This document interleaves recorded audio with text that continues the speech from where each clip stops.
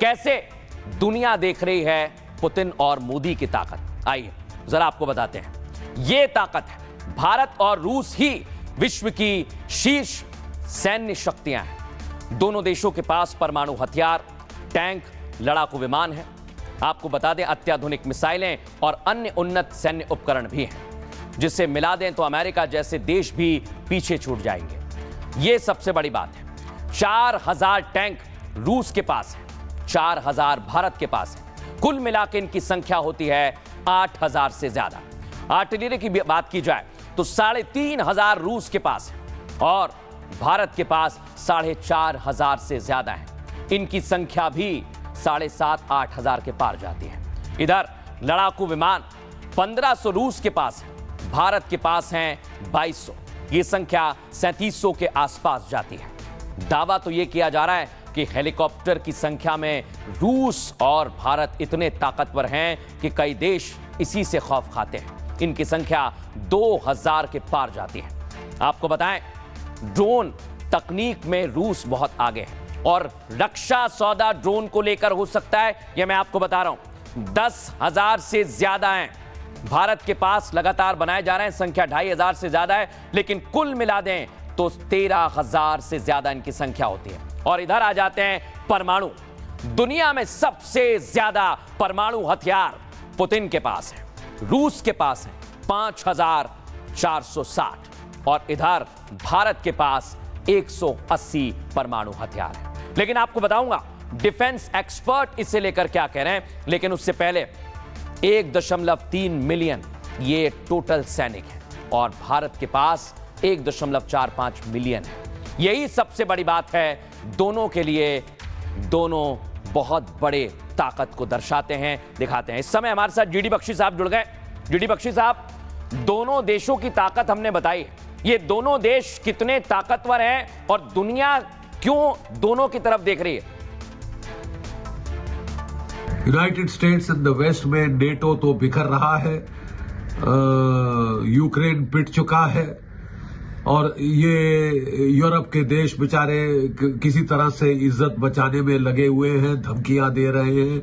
वो नहीं चाहते कि वो लड़ाई रुके, ये नहीं चाहते कि दुनिया को साफ दिख जाए कि वो हार चुके हैं। लेकिन नए समीकरण दुनिया में बन चुके हैं और इस समीकरण का आधार रशिया और भारत की दोस्ती होगी, रशिया और भारत का कोऑपरेशन होगा, मिलिट्री मामले में, एनर्जी के मामले में, ट्रेड इकोनॉमी के मामले में। हमारे पास बहुत सारे यूथ है। आप 50% भारत की आबादी 27 वर्ष की आयु के नीचे है और हम रूस की मदद कर सकते हैं इस मामले में, वहां पे ट्रेड मैन पावर भेज के, इन्वेस्टमेंट्स करके। तो बहुत कुछ जो है ये फैसले लिए जाएंगे आज और कल में। दुनिया का समीकरण, भूगोलिक जियोपॉलिटिकल समीकरण, सामरिक समीकरण में बहुत बदलाव आ सकता है। सुना, लगातार एक्सपर्ट हमारे शो में जुड़े हुए हैं और 9 एक्सपर्ट बता रहे हैं दर्शकों। लेकिन इधर पुतिन कहां पर रुके हैं आपने देखा है क्या? मैं आपको बता रहा हूं, यही है वो जगह जहां पर पुतिन रुके हुए हैं दर्शकों। ये पुतिन का ठिकाना है आईटीसी मौर्य। और मैंने आपको बताया था कल कि इसको बताया नहीं गया, ये आज ही पता चला है कि पुतिन आईटीसी मौर्य में रुकेंगे। लेकिन अब आपको बताते हैं सुरक्षा के कैसे इंतजाम किए गए। देख रहे हैं आप, पुराना होटल है और यहां पर कई राष्ट्राध्यक्ष रुक चुके हैं, लेकिन यहां पुतिन रुके हुए हैं और पुतिन की फोर्स पहले ही आ गई है। यानी दिल्ली में शाही ठिकाना पुतिन का मैंने आपको दिखा दिया है। लेकिन अब आपको मैं कैसे पुतिन रुके हुए हैं, कहां पर रुके हुए हैं, कितना खास है, आइए जरा बता देता हूं। यह राष्ट्रपति व्लादिमीर पुतिन इस समय दिल्ली में मौजूद हैं और राष्ट्रपति पुतिन दिल्ली के आईटीसी मौर्य में ठहरेंगे। पुतिन को ग्रैंड प्रेसिडेंशियल स्वीट में ठहराया गया है। बड़ी बात क्या है, आईटीसी का ग्रैंड प्रेसिडेंशियल स्वीट, जहां अल्ट्रा लग्जरी कमरे हैं। इसमें अमेरिका के राष्ट्रपति डोनाल्ड ट्रंप और जो बाइडेन भी ठहर चुके हैं।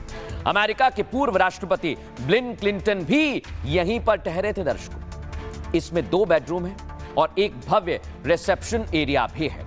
आपको जानकारी दे दें, 12 सीटर प्राइवेट डाइनिंग रूम की व्यवस्था भी इसमें की गई है। इसी के साथ लिविंग रूम और स्टडी रूम भी इसी के साथ अटैच है। मिनी स्पा और जिम जैसी खास सुविधाएं भी इस कमरे में मौजूद हैं। ये कितना महंगा है? Grand presidential suite 4700 square foot में पूरी तरह से बनाया गया है। बहुत लेविश है दर्शकों। इसके एक रात का किराया 8 से 10 लाख रुपए तक का होता है। होटल के बाकी कमरों की कीमत करीब 20,000 रुपए है, लेकिन आईटीसी मौर्य होटल का नाम मौर्य वंश के नाम पर रखा गया था और इसलिए इस होटल में मौर्यकाल के आर्किटेक्चर दिखाई देते हैं। आईटीसी मौर्य एक आर्ट म्यूजियम होटल के तौर पर भी जाना जाता है। आपको ये जानकारी दे दें, कई राष्ट्राध्यक्ष यहां पर आकर रुकते हैं और यहीं पर ठहरते हैं। लेकिन दर्शकों, मैं आपको बताऊं, हमने पूछा एक्सपर्ट से ये होटल इतना खास क्यों है, आखिर राष्ट्राध्यक्ष इसे क्यों चुनते हैं। आइए आपको सुनवाते हैं। राष्ट्रपति पुतिन ने इच्छा जताई है कि वो आईटीसी मौर्य में रहें। ये भारत के लिए बड़े गर्व की बात है। ये बात साफ दिखाती है कि भारत के होटल सिर्फ भारत के अंदर ही नहीं बल्कि पूरे विश्व में प्रसिद्ध है और रूस के राष्ट्रपति का इच्छा जताना कि वो इस होटल में रहेंगे एक बार फिर दिखाता है कि भारत की हर चीज विश्व स्तर पे कितनी सराहनीय जा रही है। हमें याद है जब बिल क्लिंटन भी आए थे, जब अमेरिका के राष्ट्रपति थे, या जब जो बाइडेन भी आए थे, उन्होंने भी यही इच्छा जताई थी कि वो आईटीसी मौर्य में रहें। ये वाकई में भारत के लिए बहुत बड़े गर्व की बात है। दर्शकों, आपने देख लिया पुतिन कहां पर ठहरे हुए हैं, पुतिन के लिए क्या डिनर बनाया गया। लेकिन मैंने आपको कल का प्रोग्राम बताया, कल सबसे बड़ा प्रोग्राम है मोदी पुतिन के बीच द्विपक्षीय वार्ता होगी। दर्शकों, आज पुतिन आ गए, इस समय डिनर चल रहा है, लेकिन कल आधिकारिक तौर पर द्विपक्षीय वार्ता होगी। दिखाइए जरा कहां पर होगी। यह है वो जगह जहां पर मीटिंग होने वाली है, हैदराबाद हाउस में, और दुनिया की नजर कल रहेगी दर्शकों यहां पर। लेकिन मैं आपको बताने वाला हूं पहले क्या डील होने वाली है और इस डील को लेकर कितनी तैयारी की गई है। सबसे बड़ी डील कल होने वाली है दर्शकों।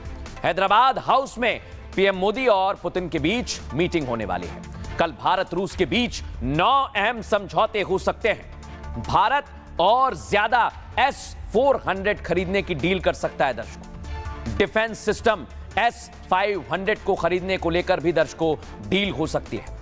Su-57 स्टील फाइटर जेट की खरीद पर भी बात बन सकती है। ब्रह्मोस के अपडेट वर्जन पर भी समझौता हो सकता है। रूस ब्रह्मोस 2 हाइपरसोनिक मिसाइल हमें दे सकता है दर्शकों, बड़ी बात है।